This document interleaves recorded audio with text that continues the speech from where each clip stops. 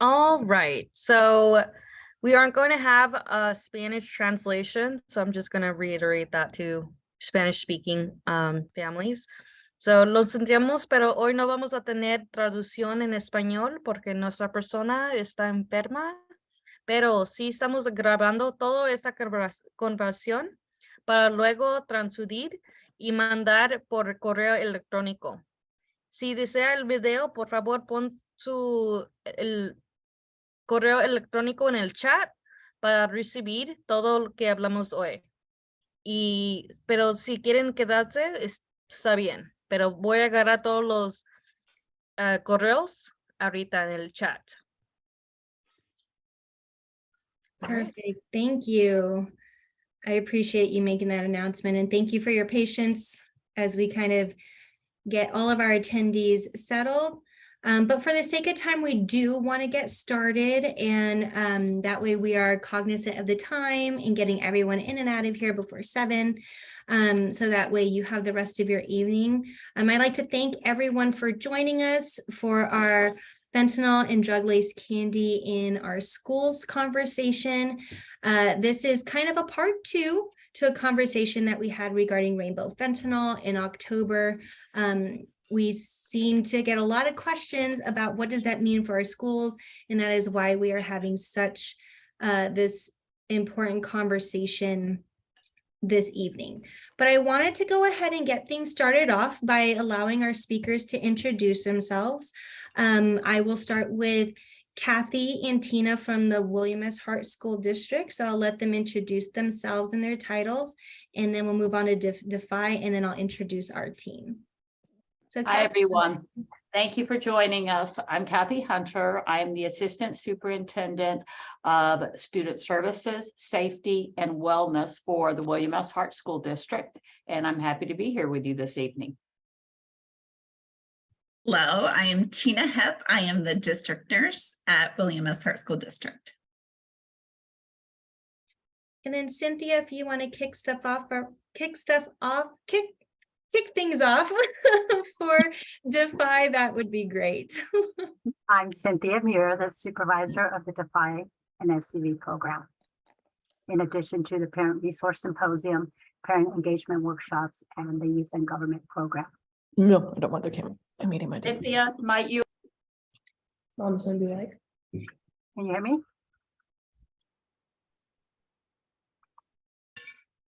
I'm muted. Hi, everyone. And I'm my sorry. name is, sorry.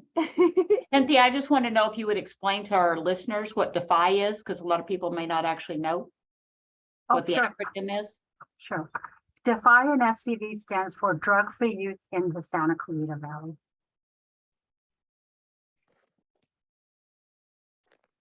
Jacqueline, go ahead. Good evening, everyone. My name is Jacqueline Martinez, and I am the elementary school program specialist for the city's Defy and SCV program. Good evening, everybody. My name is Daniel Talamontes. I am the middle school program specialist for the Defy and SCV with all the public middle schools in the William S. Hart School District and the Castaic Union School District.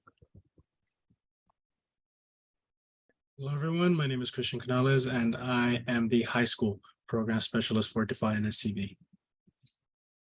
Wonderful. Thank you all so much for being here. My name is Leah Parker. I'll be your conversation facilitator. Today, I am the prevention coordinator for Child and Family Center who oversees SPOD 2. I do have 2 team members on the call too who are going to be support for all of our attendees through the chat box. Allie, would you mind introducing yourself? Absolutely. So my name is Alejandra Vitrio, and I'm an outreach specialist, and I will be monitoring the chats for any questions, any emails, and here for support. And then Aurora, did you want to go ahead and introduce yourself? Yes. Hi, everyone. My name is Aurora Hernandez, and I am the prevention coordinator here in the Antelope Valley in Palmdale. Perfect. Thank you so much. Again, thank you everyone for being here. Like I mentioned before, this conversation is coming out of the current rise in overdoses in Santa Clarita, especially during the last couple weeks.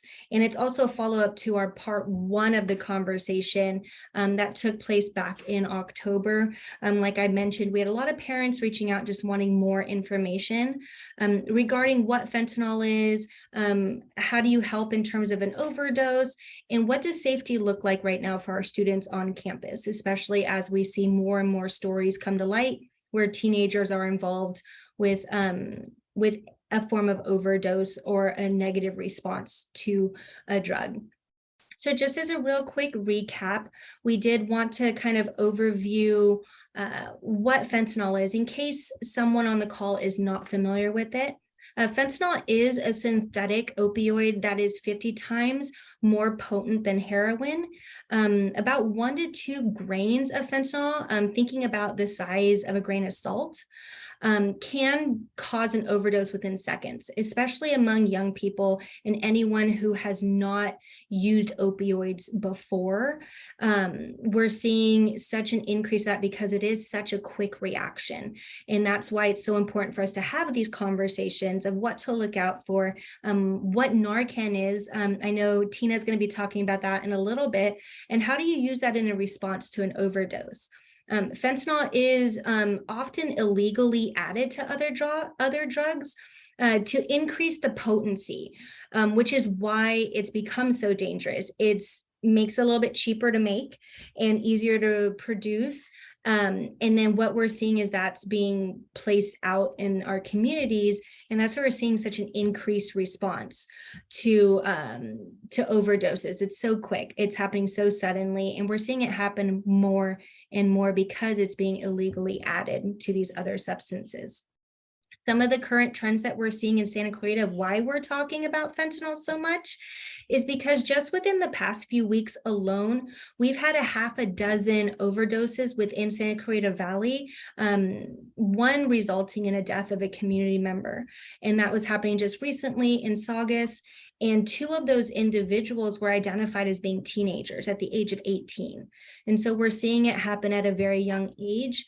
And again, also on Arroyo Seco Junior High School's campus, we did have to use naloxone, Narcan, on a student who was experiencing a reaction to something that he ingested. Again, not necessarily tied to a drug overdose. It was not clarified that, but that Narcan being administered was important in case it was an overdose. So we're seeing everything from Narcan to fentanyl to drug-laced candy as a theme in our community and why we felt this conversation was so important.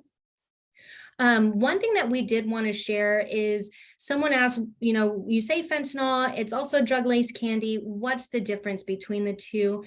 Drug-laced candy poses just as big of a danger to our teens as fentanyl does.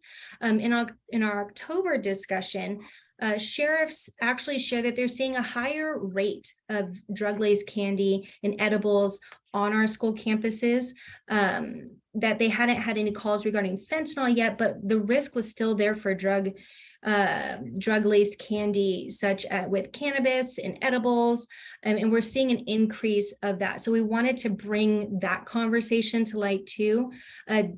When planning this, Daniel brought up a good point, is that, just recently in Van Nuys, there were students that overdosed on cannabis-laced edibles that caused a severe reaction. THC is a huge proponent to that. It increases things with the brain. It affects the brain in such a way that can mirror a severe overdose that is very similar to fentanyl too. So we're seeing those effects there as well. So we wanted to talk about everything that our students are being faced with in the current trends. And so with all of that, we thought, why not sit down with team members, with community members who are active in kind of this conversation. They're active in helping protect our students. So we have these representatives from the school district, we have service providers, and we're here to talk to you and provide you with as much information as possible. So I do want to pass things over to the district to share how we have these stories that are happening in our own backyards, really, right? We're hearing about it in Saugus. It was near Saugus High School. We have 18-year-olds You know, we're hearing about having to administer naloxone in our junior high schools. Can you help shed light on the conversations that are happening in the district about overdoses and how schools are actively working to prevent them on our school campuses? Oh, Kathy, you are muted. I'm muted, unmuted. Thanks, Leah. And I hope we can make this interactive. I'm always happy to answer questions from anyone in the community who has a question about how things are being handled in the school district. But to start off, I think an important fact to know is at this point in time, we have not had, thank God, any of our students at any of our junior highs or our high schools actually have an overdose from fentanyl. The ones that you are reading about in the paper are in a very young age group, but they are 18 to 25. And they have, thank God, again, not been high school students. They are post-high school. That doesn't mean that we're not going to ever see it. And we are very much on high alert. And so I would love to take a little bit of time and share my screen and just go through a few of the things that we've been doing so far, and then be able to answer questions along with our lead nurse, Tina. So I'm going to share my screen if that's okay. And Leah, I'm going to count on you to be able to tell me if I'm sharing it correctly, because I'm not always the best at that. Okay, are you seeing a presentation? I am. Okay, looky there. I actually did it correctly, so I'll make it big. Okay, so for our discussion today, obviously title slide here, but trends. That was one of the things that Leah asked us to talk about. One of the biggest trends right now that we're seeing throughout our campuses, and this is junior high and high school, are vapes. But right now, the most popular ones are the cake vapes. This is a sample of what one looks like. If I'm a parent and I have a daughter in particular, I'm probably going to think that is some type of a lipstick, makeup product, and I'm not going to question the fact of whether it's actually a vape. These are generally used with THC type of oil products that students are putting in them. And again, if our younger students are using something like this because of their small body weight, the fact that they may have never used any kind of a substance before, and their lack of knowledge about what it will feel like or do to them, does cause us to have emergency situations on campuses, because the students sometimes will experience a sense of psychotic feelings where there might be some type of hallucinations, whether it's auditory, whether it is actually visual, and just become very, very disoriented and then have a panic attack, which is what usually happens because they just are not anticipating the way it's going to feel. Because as we all know, THC products are so much higher in their concentration nowadays than what they were back in prior generations. So that's one of the trends we're seeing. And I'd like to just on each of these, see if Tina has anything she wants to add in from the nursing perspective. I would just, reiterate the fact exactly what you said, that the potency, I think nowadays seems to be the problem. When you talk to the physicians, they're, why are people having these reactions? Like you said, the hallucinations and even, passing out, becoming unconscious, it's because of the potency. So I agree. And this is, I 2 times this week, we've heard about this. I thought it was called cake pop, but it looks like it's called cake. So it's hard to keep up with. Probably a cake pop as well. Right. One of the many brands I pulled up. And obviously, from our election season this year, that it was one of the things that was voted on is taking out the flavors of vapes that are specifically appealing to young people. Sorry, I went dark in my office. Okay, there we go. I have to move a little more. The next trend we're seeing, which has been an ongoing trend for a few years now, particularly came about whenever marijuana was legalized in California, which brings up the candies that you see right there, which look exactly like gummy worms, gummy bears, brownies, different kinds of cookies, all kinds of things that students do not necessarily even know have anything in them. So if a student, for example, gets something from someone and then decides just to share with friends, sometimes they don't tell their friends that they actually are marijuana laced. that there's THC products in them, and thus again, our students will have a panic attack because they're not expecting the feeling, one. Two, if they are expecting to get high off from it, again, being a teenage brain, they eat one of those brownies and they go, gee, I don't feel anything, so they eat another brownie. And in rapid succession, they have now put an enormous amount of THC in their system and have a huge reaction to it. In my tenure at the district, I would say the majority of times that we've had to call an ambulance to a school site for anything drug related, it's almost all been edibles. And it just seems to be, again, there's no way for them to regulate quantity. And so they just ingest too much of it. Tina, again, is there anything different you would add to that? Exactly. The way that any drug that's in an edible would get in your system is through your GI system, and there's a delay. And so, like you said, they don't feel maybe the desired effects right away, or they don't feel anything. And so they eat more. And by the time they feel something, now they're extremely intoxicated. So I think that's the big problem with edibles. And that is, I agree, what we prominently are seeing in all the schools. So to turn back to fentanyl, I think the biggest thing for everyone to be aware of is that the majority of people who are getting something that has fentanyl in it are not aware that it has fentanyl in it, particularly if they purchase any type of drugs online, which has now become a very, very popular thing to do. That's when they're getting a product without knowing what's in it. Many of you might have seen, I think the report, there was one that even came out today. A sheriff had stopped someone for a traffic stop. They touched the baggie because they were going in to, search the car, and that officer ended up going unconscious because it's so potent. Just the actual effects of touching it can have that kind of a reaction for people. So it's really, really serious. There was another report today. A 64-year-old woman who lives in Miami was arrested in Jamestown. She herself had $1.3 million worth of fentanyl in her car, and every bit of it looked like oxycodone. It was actually had the M stamped on it and was made to look exactly like the real pain medication that somebody might get legally, but obviously was all fentanyl, and could have caused many people's deaths. So it is what the DEA considers to be the worst ever of any kind of drug situation we've ever had in our country. So definitely, what has the district been doing? Is staying on top of it as much as we can and doing a lot of awareness like this. Another tip for parents, since I'm assuming most of you are parents, is the secret calculator apps, which there are many variations of this, but basically your students can be doing deals online to purchase anything online. They can hide it in what looks absolutely like a regular calculator app. So when it comes up on their screen, it looks like an icon for a calculator. The front of the screen will come up so that if you were to open it, you could calculate on it. You have to know how to get behind it to be able to see what pictures, files, messages, other things that are stored there. And so I know how difficult it is for any of us to really monitor what kids are doing on devices and all, but just to be able to be aware of the different kinds of apps that are on the phone that really can be disguising what unfortunately kids choose to do sometimes.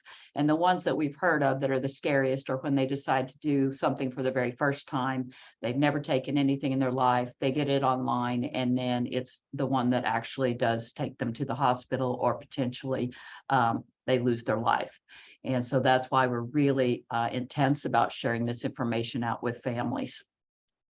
So what the district's been doing, this really came to light for all of us kind of around the same time. So this August, we had a big meeting with the city, the sheriff's department, Henry Mayo Newhall Hospital, and the district was involved. At that time, we actually filled out the application for state supplied Narcan, which Ms. Hepp is the one who headed that up. So you fill an application out, you have to actually get a physician willing to write the prescription for it for the district, which was one of the complications we had for a little while. But Dr. Lawrence was kind enough to sign that for us. Tina got it sent in, but unfortunately every district around in LA County had sent theirs in. And so there was a huge waiting list. We were at the front of the waiting list because Tina had jumped on ours really quickly.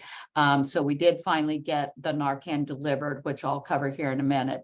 But we started that process all the way back in August. In September, we met with our Student Communication Council, which is one of our groups where students from every single campus come to the district office to actually meet and discuss safety issues, concerns, anything going on at the campuses so that we can have a dialogue about it. And we actually presented at that time about the video, about fentanyl. Again, most of the kids said they were not aware of it and did not know that it was something that was prevalent, and they had not known of any of their friends who had anything to do with fentanyl at that time, but we're happy to receive the information. And then in October, that's whenever we had our Parent Communication Council. We did the exact same thing with them. Our Hart High students then proceeded to make fentanyl awareness posters. Child and Family Center during that month. Hopefully most of you attended the very first presentation, and the Sheriff's Department did the Rainbow Fentanyl More Trick Than Treat. The district advertises all of these events for all of our collaborative partners so that we make sure that you get that information. And then the thing that started during that month as well is we put a challenge out to our video production classes, which we have at all of our high schools and some of our junior highs. And we asked them to create PSAs, which are public service announcements, which are generally under 2 minutes, and to speak about the dangers of fentanyl. And they were all entered into a contest with the Sheriff's Department. We had 3 winners selected, and the sheriff will be giving each of those video production departments $500 check for them to be able to put back toward their production company as they continue moving forward. And we really like doing these type of activities because the more the students are involved with doing the research to create the videos, they want to watch the videos because they're seeing their friends in the videos or their friends' names as part of the video. And we think it's one of the best ways to get that message out. So November, they all got those turned in. We had to change our board policy, which was one of the questions that Leah had for me. We've always had a board policy because we have AED machines, we have EpiPens, and we have, oh, Tina, tell me something else that we have. Those are our 2 emergency response items that have required board policy. We have stop the bleed kits and some other, action type emergency response, but in order to have, where you actually perform care on a student, we have had to have board policy. And so we've just added the Narcan to that. So the board did approve that, and on November, I believe it was 14th, we delivered Narcan to every single one of our schools, and Tina had already ordered the second batch to come in so that we would not in any way have any possibility of running out if we needed it. So we have a full, and I'm going to have you go ahead and show that again and talk. Well, this is just a bag. We'll show the Narcan later, but this is just to show you what was delivered to every site. It's probably backwards for you guys, but it's opioid overdose emergency kit, which has 2 doses of the Narcan, along with a mouth barrier to avoid contact, like you were talking about, gloves, the 5 steps that we recommend taking if you're going to administer it. So that's what she's referring to being delivered on the 14th. Okay, and we will get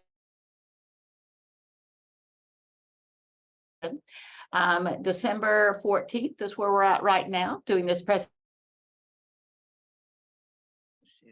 sheriff's station and be presented with their checks. So those are just a few of the things that we've actually done so far since fentanyl really came into our awareness of being a significant problem, and specifically in the Santa Clarita Valley. Our district also added to our Hart District webpage, so www.hartdistrict.org. If you go to the student and parent section and just hover on that, it will open up a menu of items, and one of them is fentanyl awareness. So we continue to put updates of information on here to help parents, and we keep one of our videos that we feel like is a really good one called Dead on Arrival that you can watch at any time that you'd like by just clicking on that link that's right there on our webpage. So that is up there and will continue to be updated as we receive more information to help parents. What I'd like to do now is show you 2 of the videos that are very, very short that our students actually produced on fentanyl, because I love the message that kids give out and how they share it. So I hope that you'll enjoy this one. This one is from Golden Valley. It has the winners are up there: Max Parker, Brady Traverso, McKenna Inns. They are the students who produced it. The teacher is Dina De Vera. And so I'm going to go ahead and click on this and cross my fingers that it works and everybody can hear it.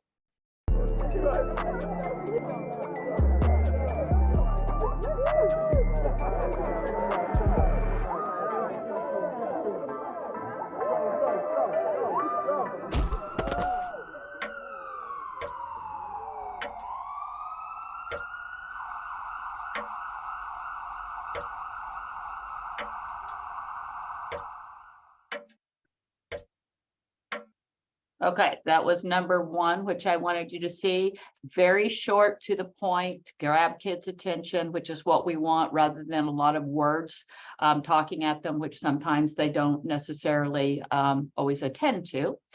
And our next winner, second place, was from Canyon, and this is Jessica, and I'm probably going to pronounce names wrong, but Makishima, Mayan Mouse, and Megan Makishima. The teacher is Kyle Jellings, and here's their video.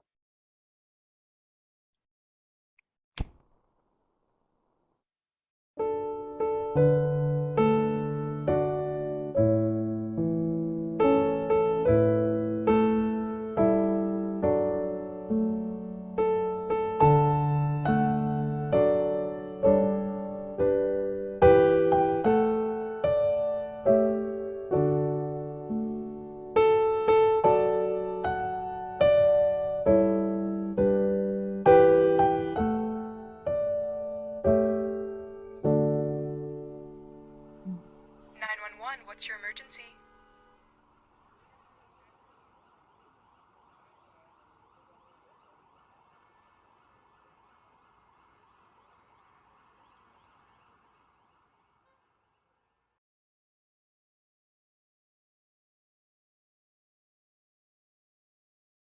Again, I thought very impactful, strong message from child to child on that, having lost a sibling.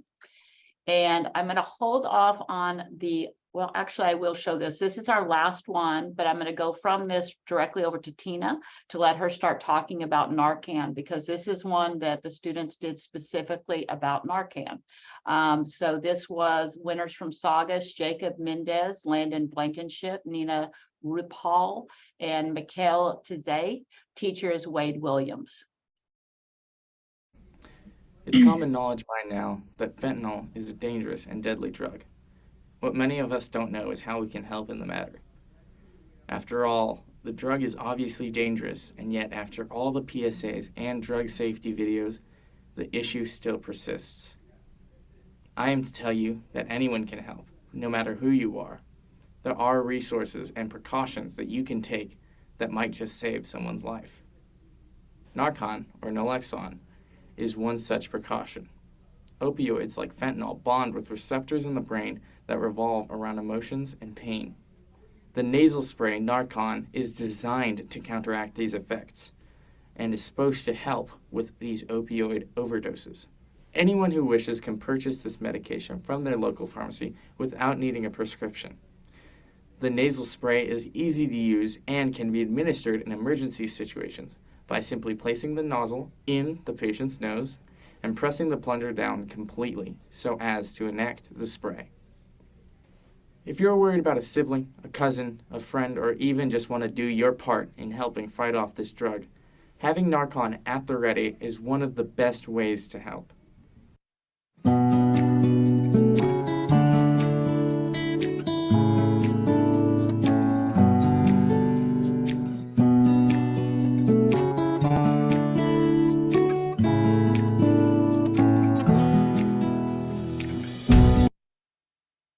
Okay, Tina, take it from there and let's hear a little bit more about Narcan.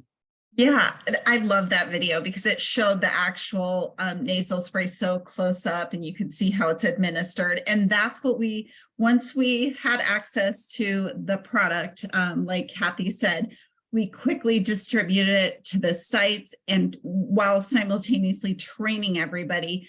It's located unlocked at every site. The health technicians at every school site are trained.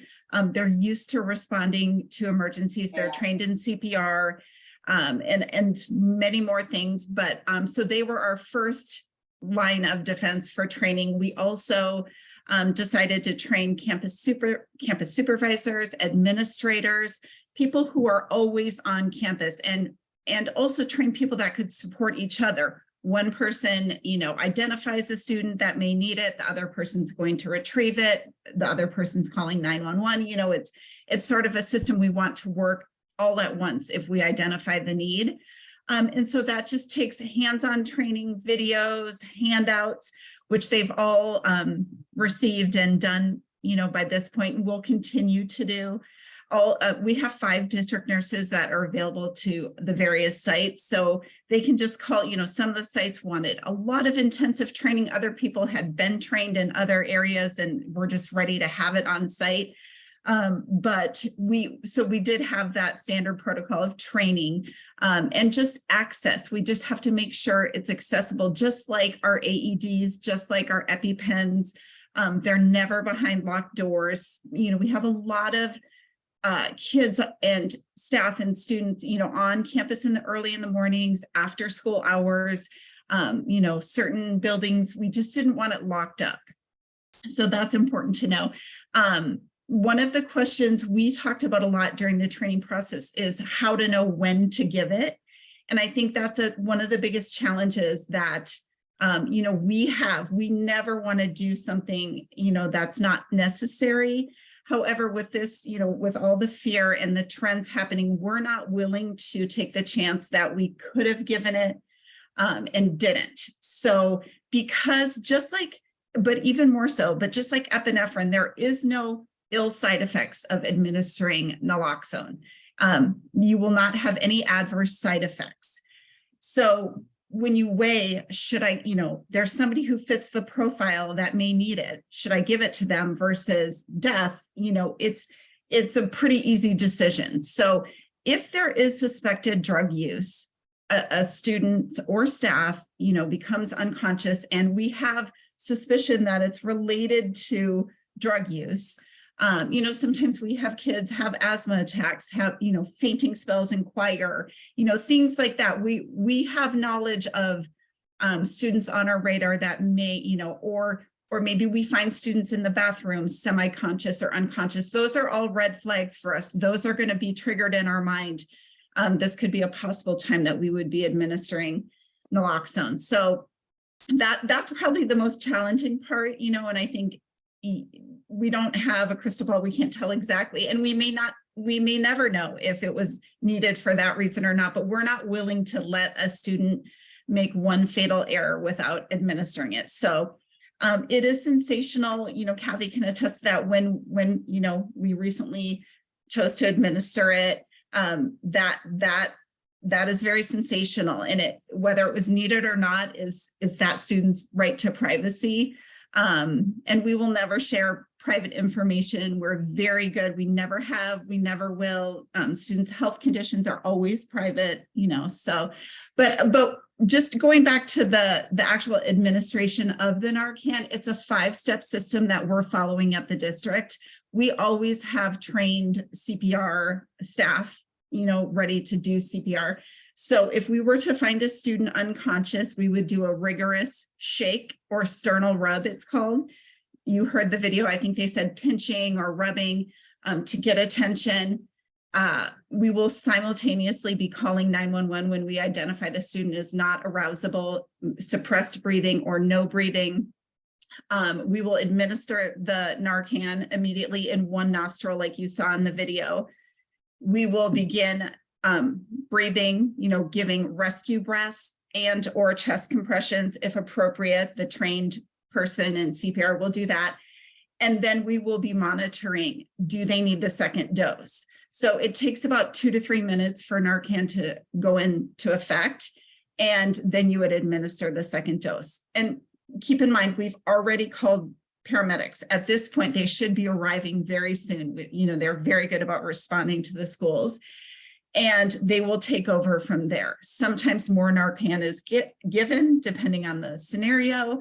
But you always want to call 911. You never want to give it if for any reason you're in a personal situation, because it does wear off. It can wear off as quickly as 20 minutes or an hour. But depending on the type of product that you could take a long-acting pill that continues to stay in your system, and then it wears off, and then you would need more dose. And eventually, if you had a large overdose and you were transported to the hospital, you would get it through an IV, maybe over hours or days. So it's a quick fix to restore breathing, because as we all probably know, when you stop breathing, stop having oxygen, then you would have heart failure, so on and so forth. So it's a quick fix that we want at the end of the day to be able to say that we did everything we can, to save a student's life. For one error that, let's just say back in the day, we had the luxury of experimenting without a fatal mistake. Our students don't have that luxury, and we're not willing to lose a student without this intervention. So, and I'm open to questions if anybody has a question. Actually, Tina, I'm going to have you address one thing that was a question from the last presentation that was done. Is parents wanted to know, what if my child, based on what our student had said here, wants to actually go to the pharmacy and have Narcan on in their backpack or on the ready in case one of their friends, somewhere they're at the mall, wherever, or at school, should actually go unconscious. Is there any restrictions that the district would have about that, or any process with them carrying medication on campus? It's a really good question. We have it on campus, so there's that. But if a student would prefer to carry it because maybe they know they're in a high-risk group of friends, or they themselves are using and they're admitting it at some level by carrying Narcan, we would ask that, just like every other medication, we have a medication form. There's a little box on there that you can check student to carry, which means the physician okays that they carry it, and then they're free to carry it. It'd be good for a year, and we would just ask that would be renewed every year. And we do that So, with their EpiPens, their inhalers, if they have Advil. migraine medication, anything like that. It's just on a school campus, there's a little stricter rules about what students are allowed to have on their person, because clearly they don't know. Well, anyway, I won't go into all of that. There's just right. actions. It also helps us in an emergency to know what students have. We could more quickly identify a student that's at risk. Possibly, if we know that they carry that, we won't do anything else about it other than know it, and in an emergency situation be able to assess that student more quickly. That's all such great information. Thank you so much. It's very encouraging and very, I don't have a kid in the school system, but as I can imagine as a parent, knowing what the schools are doing can bring a sense of peace of knowing, okay, the schools are addressing it. They are trained. They do know what they're talking about, right? They have these procedures put into place to protect our students. And I just thank you so much for sharing that with us and giving us a rundown. All of those PSAs were amazing. And the one about Narcan, just so clear. And I'm glad that you're using peers to educate peers and provide that community that so many of our teens are missing, especially regarding substance use. So I appreciate you sharing that. Another thing that I really look up to the district for doing is I've noticed more and more, especially as we've seen substance use kind of on the rise among young people. Again, Tina, like you were saying, our students don't necessarily have the ability to try without the risk, right? That there's such high risk nowadays. And I love the fact that the school district is now bringing in education pieces. You're bringing in service providers. Like I know Child and Family Center, our prevention team is there. Defy is here to talk about what they're doing. I love that the schools are partnering with these providers to provide their students education about these things to help promote sober living. And that's kind of where I want to take a quick little detour. And again, I appreciate Kathy and Tina for joining the conversation. And please feel free to jump in if at any time you want to add a little bit to it. But I do want to now pivot a little bit and allow Defy in SCV to share your role in prevention. You guys are on campus, you are shoulder to shoulder with the students from elementary all the way to high school. I would love to provide you the opportunity to share what is Defy all about and what are you doing with students about these important topics. So as I mentioned earlier, my name is Cynthia and I am the supervisor of the Defy SCV program. Defy SCV stands for Drug-Free Youth in Santa Clarita Valley. We are a prevention, a drug prevention program held at the elementary, junior high, and high school. And our three-pronged approach to drug prevention is education, prevention, and wellness. We educate students on the dangers of drugs, edibles, and vapes. We prevent students from using drugs by talking to them about the consequences that leads to addiction and overdose.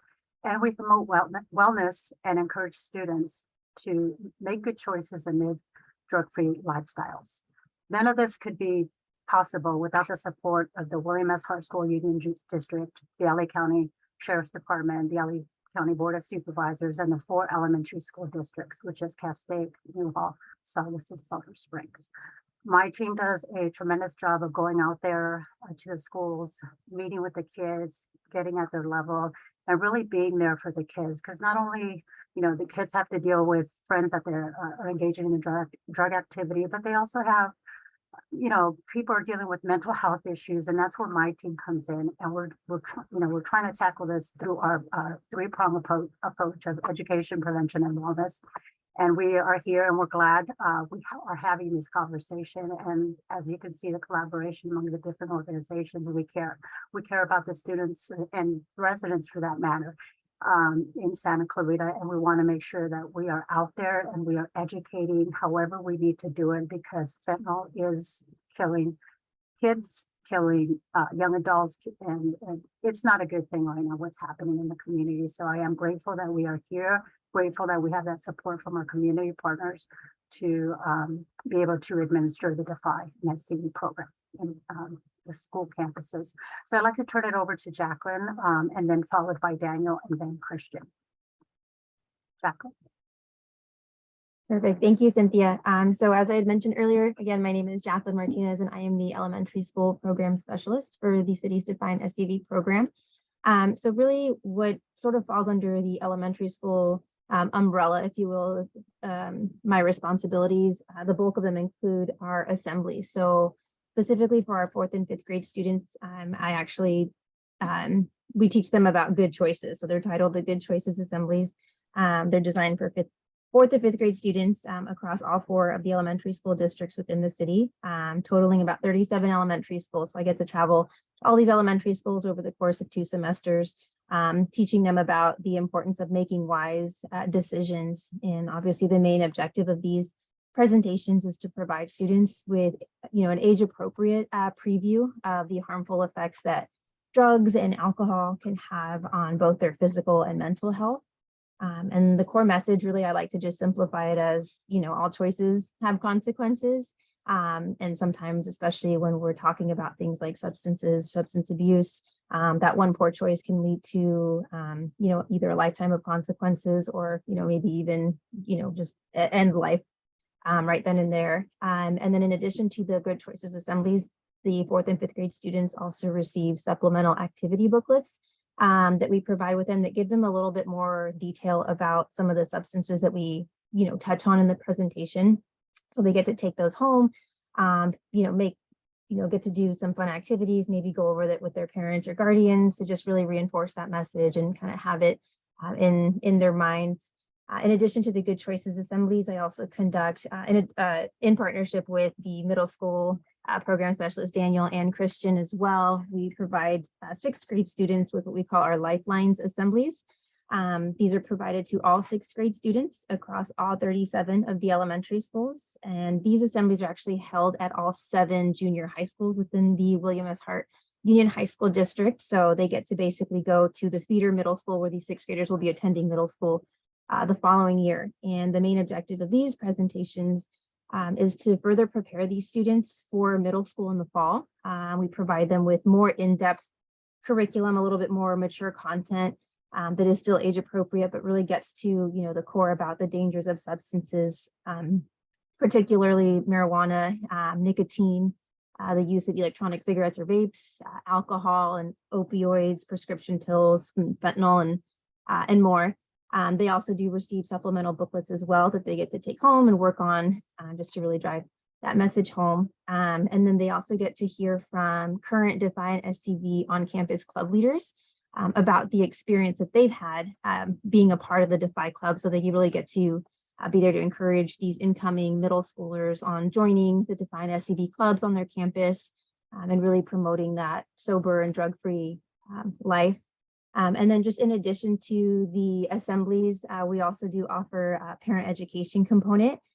We have quarterly parent engagement workshops that are set to kick off beginning winter of next year. They're designed to keep parents, legal guardians, basically abreast of any of the community issues that are impacting youth and help them navigate through any challenging discussions with their children, with confidence and awareness.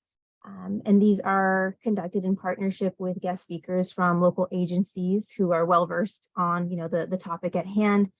So some of the partners include, but aren't limited to, the 4 elementary school districts, the Hart Union High School District, Child and Family Center, Henry Mayo Newhall Hospital, the LA County Sheriff's Department, and a couple more.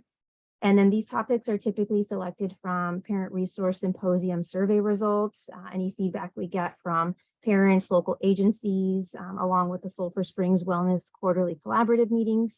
Some of the topics that we discuss, just to name a few, include suicide prevention, bullying, how to foster healthy self-esteem, things of that nature. And then lastly is our Parent Resource Symposium, which we all work together to coordinate as a team.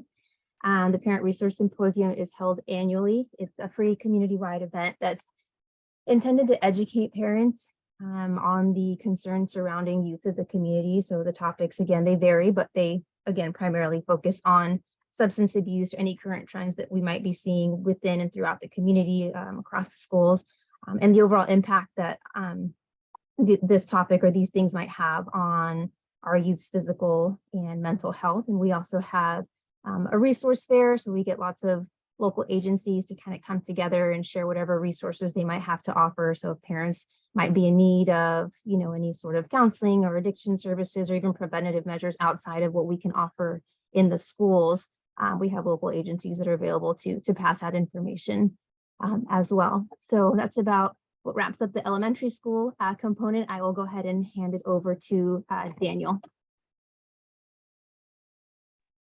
Hello, everybody. Just a reminder, my name is Daniel Talamontes. I work with the middle school portion of the program. That means all 7 middle schools: Rancho Pico, La Mesa, Plaza Rita, Arroyo Seco, Castaic Middle School, Rio Norte, and Sierra Vista. So that I go to all of those 7 middle schools, and primarily there's so many aspects to my program that I share with the high school program. So I'm going to highlight some of the main parts of the program, and that starts with the curriculum supports. Now, I think the meat of my program, especially with the middle schools, is these curriculum supports, because you start to gain, especially with middle schools, they start to gain this sense of independence, but also this sense of really interesting curiosity, because they really want to know, what are drugs? Like, what are drugs? What do they do? What do they feel like? And how would my body react to it? And what's the issue? What's like, why are they bad? Because their whole life they've been hearing, oh, drugs are bad, don't do drugs, don't drink alcohol, but why are they bad? So that's where this curriculum support comes in. It's the why. So these presentations are geared towards those curious students, and that's every single middle school student, on the topics of gateway drugs and opioids. So the way that the curriculum supports work is I go to every single 7th and 8th middle school in the Santa Clarita Valley, and I talk to 7th graders in the first semester, and then 8th graders in the second semester. And the 7th graders receive a gateway drugs presentation. And with the 7th graders, they receive that gateway drugs presentation and talks about marijuana, edibles, what high potency of THC means and how that can affect them mentally. They also are taught what vapes are made out of and how vapes can harm you in the long run. They have really great questions whenever we have these presentations, and I do allow for a Q&A at the end. I give them enough time to ask those questions because these are very important questions that we cannot miss out on, because these conversations are important. One of the things I do talk to the students about and that they're aware of is, oh, talking about drugs is kind of taboo. And it's like, you don't do that. We don't talk about drugs because they're bad. I tell them every single time, talking about drugs is good. And it's better to learn from an adult than a child or a teenager in this sense. So 8th graders also will receive an opioids presentation. Now I say opioids because fentanyl does fall under that category as a pain reliever, right? So fentanyl is also contributed in that opioid presentation along with heroin. And I talk about other opioids such as Percocet, Vicodin, and so forth, so that they can kind of assimilate those things so that they're aware. Because we're starting to see now that middle schoolers and high schoolers especially as well are starting to experiment with pills and trying different forms of medication, because although fentanyl is an issue, so is opioid addiction. So we want to also, inform the students that these medicines are meant for certain groups of people only, whether it's prescribed or not. We do talk about prescriptions as well with the students. We make them aware that prescriptions should only be followed by a doctor, and that they don't always have to result to prescriptions as well. So we make that aware that, in their life and the way that, when they make those decisions, if they were ever caught in those decisions where they are prescribed a medication, they never need to take it. And we tell them why. We go into the science behind it. And just a lot like with what Cynthia said with our program, we do follow that 3-prong approach where it's education, that's the curriculum support, the prevention, the why, and then the wellness. We incorporate a mental wellness or mental health portion of the presentation as well. We do talk to the students about making good choices as well in the curriculum supports, and as to why making those good choices affect us mentally and they affect us physically. One of the main questions I ask the students is, the people that you hang out with are the people that is the person you're going to represent. So we are who we hang out with, essentially. So that's part of the wellness as well. We also include that what is going on locally. I do inform the students that overall we've had over 30 overdose deaths in the city of Santa Clarita, along with stats and facts. So we do incorporate statistics and facts, and we do use factual based evidence to back up our claims. So everything is research from the CDC all the way to the sheriff's station. They give us numbers, and we just make sure that we do back up everything that we talk about and everything that we share with the students.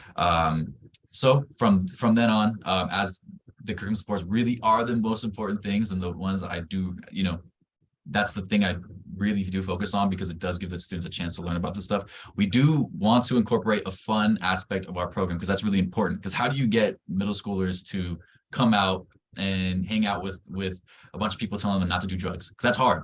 The one way we do it is we have events, and we have clubs on campus that Christian will be talking about. But with those clubs, we have leaders. So we have this thing called a leadership conference, where we invite all the leaders from each and every single middle and high school, and they come out and we celebrate. We have presenters who maybe are former drug addicts or maybe have lost a loved one, to talk about their story, to try to make them give an impact to those leaders, and as to why what they do, why are they a leader at their school, because we're trying to fight this drug epidemic that's going on locally.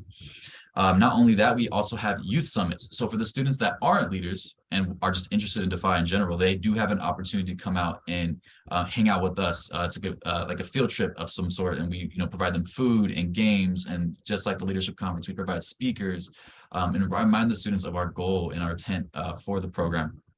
For those parents who are interested, if you want your students to participate in this, we allow up to 50 students per school. So our junior high school event will be on March 9th of next year, and then our high school will be on March 23rd. To also kind of, what do we do on a school? How do we get the students to come in and want to join our club or join the program? We have, for the middle schools, we have kickoffs. Every school year, at the beginning of it, around in August when it starts, we have these things called kickoffs. And what we do is we set up right in front and center at the stage of the school, and we encourage the students to come out, sign up, they meet the staff. So they meet me, they meet Cynthia, Jackie, and Jacqueline, and Christian, and we all introduce ourselves, get the students excited, give them candy, we give them otter pops, a bunch of junk, but that's what gets students to come out. We have to bribe them. So we invite them, we play games, and we get them excited to live a sober and drug-free lifestyle. And that's ultimately our goal, is to try to get these students around like-minded students that are going to impact them in positive ways. But with that being said, that's my middle school portion. I'm going to carry it on to Christian, as he will go over some of the aspects between the similarities between our program and the differences between his program. Awesome. Thank you, Daniel. I know we're getting short on time, so I'll try to sum it up as fast as I can. All right. So like I said before, my name is Christian Canales. I am the high school program specialist. So I oversee 10 high schools in the William S. Hart School District. And like Daniel mentioned, the junior high and the high schools share very similar clubs on how we run them, basically. And so we have leader meetings and we have club meetings. Leaders are the ones where they meet one day of the month, and we basically plan what we do for our club meetings. So they, at the end of the day, are able to have that voice, have the responsibility to share their ideas with other students. So during the leader meetings, they plan the club meetings. During these club meetings, they run different activities that will touch up on different subjects like mental health and substance use. So just to kind of clarify, one of the club meetings that we just had today, we have Bean Boozled. I don't know if anyone's heard of that, but it's basically jelly beans that have very good flavors and horrible flavors. And the message that the students were telling the whole student body was that, we should be cautious about what we put into our body, because at the end of the day, that is, just most recently, we have certain situations where just students don't know what they're putting into their body. And so this is just a simple activity using, Bean Boozled, where we're able to relay that message out to the whole school. And so we have advisors at each school that are basically the connection between the city and the school. And, they give us that space or that opportunity where we have a whole bunch of like-minded individuals, all the students, and, they can be able to have that ability to have their voice, be able to create fun and innovative events to spread messages, each month throughout the school year.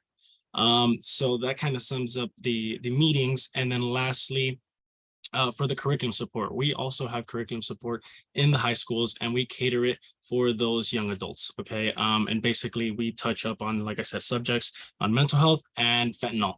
So those are big subjects, and we speak to principals to be able to get more topics or some of the issues that we deal with at school. So like edibles and vapes, whether it be nicotine vapes or THC vapes. And so we kind of touch up on those subjects in all the health classes, and we want to be able to have that discussion.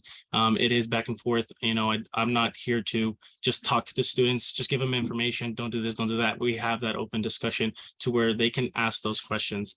And then lastly, we have youth in government. So for those who want to be involved and those who are interested, there is a city program where we educate students on the various functions and services performed by the City of Santa Clarita departments, Sheriff's Department, fire departments, all of those throughout the year. We have six total meetings, and it goes over various departments, whether it's at City Hall, transit facility. We want to encourage these kids to do more, and this is just one of those programs where they can do so. But that kind of sums it up for me. That's all just so amazing. I'm sitting here going like, wow, over and over again. And really, each one of you shared something that's really important, is the conversation piece, right? You're having questions, you're engaging the youth in discussion. And that's really the basis of why we're having these conversations, is to really give parents the tips, the tools, the information to not only have these conversations at home right after, like, you may be watching it with your teen now, but have these conversations ongoing, because, the team at Defy may only be with your student once a month or once a week, whenever their teams are happening. Tina may only come into contact with your students once or twice throughout the year, and the same with their teachers. We only see them for an X amount of time each day, but they're in your household the majority of the time. So I know we're really short on time. We're at that 7 o'clock mark, but I want to pose one question to the group and then I'll wrap things up with a nice pretty bow. Is what is one thing that you can encourage parents with? Is how do I have these conversations? What is one thing that you can add that can encourage teacher or parents who might be like, I don't know if I can talk to my kids about this, but these conversations are so helpful. So anybody can jump in and share. Is there one tip, one giveaway that you can give to parents as we kind of close out the night? I would say that we need to listen. We need to seek to understand. We know that teens are dealing with a lot of issues right now, especially coming out from the pandemic, where I know we're still going through it, but they haven't been isolated for almost 2 years, if I recall. It's just really listen and not be judged. Don't judge your child. Don't be judged. Don't judge your child, and just really listen to them and empathize. That's very good. Anyone else? To add on, I love that what you said, Cynthia, is to listen, because what I'm seeing, on middle school campuses is that a lot of the teens have very low self-esteem. Mm-hmm. That's something I'm really seeing on campus, and I'm seeing it with my club students, and I'm seeing with my leaders in Defy. They're very quiet. They're very nervous, but they're super curious. That's something that I'm really starting to notice. Talk to them, educate, and parents. My biggest thing is to educate yourself, learn about it. There's so many things that are true, and there's so many things that are not true. And there's a lot of stuff that I'm starting to see is there's a lot of fear talking about drugs. One of the best things that a detective has told me, that because we do work with the sheriff's department, is drugs are not going to go after your students. Your students are going to go after the drugs. That's the best thing that I've been told. And when I tell it to the students, you shouldn't be afraid of them, but you should be educated on them. Right. But definitely 100% listen to them, guide them, be nurturing, and then also just educate yourself so that you can educate them is the best way to do it. Any other thoughts? I think those are two very key points, is listening and educating yourself. And that's just by showing up to this conversation, you've taken that first step of learning what fentanyl is, what opioids are, drug-laced candy, what the themes are happening in our community. This is the first step.